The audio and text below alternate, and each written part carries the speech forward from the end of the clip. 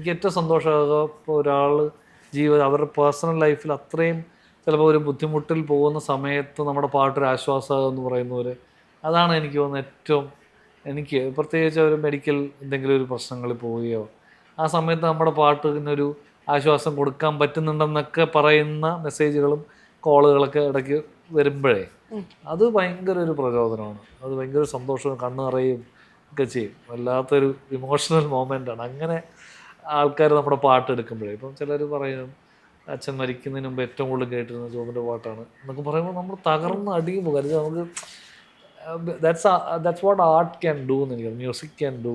അപ്പം ആ ഒരു സന്തോഷം കൊടുക്കാൻ, ഒരു ആശ്വാസം കൊടുക്കാൻ പറ്റുന്നെങ്കിൽ അത് പരം വേറെ സംഭവമല്ലേ. ഇപ്പം ഇന്ന് ഞാനും എനിക്കൊരു മെസ്സേജ് വന്നത് വളരെ മാനസികമായിട്ട് അവരുടെ ഏറ്റവും ബുദ്ധിമുട്ടിൽ പല പാട്ടുകളും കേട്ടിരുന്നു. നിഴൽ എന്ന് പറഞ്ഞൊരു പാട്ട് ചേർത്ത്, അപ്പം ടി ജി സാറ് അഭിനയിച്ചിട്ടുള്ള. അപ്പം അത് ആ പുള്ളിയുടെ മുത്തശ്ശൻ മരിച്ച സമയത്തൊക്കെ ഉണ്ടായിരുന്നു എഴുതിയത്. വളരെ ഇമോഷണലായിട്ടാണ് അവർ കത്തുകൾ, വലിയ മെസ്സേജസ് ഒക്കെ അയക്കുക.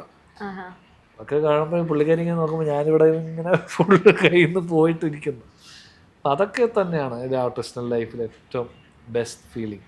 പദയാത്ര, യൂസ്ഫുൾ മെഡിറ്റേഷൻ. ചിലർ പറയും ഞാൻ രാവിലെ എഴുന്നേറ്റപടി അത് കേൾക്കും, എനിക്കൊരു മെഡിറ്റേറ്റീവ് ഫീല് കിട്ടാറുണ്ടെന്നൊക്കെ പറയുമ്പോൾ നമുക്ക് ഭയങ്കര സന്തോഷമാണ്.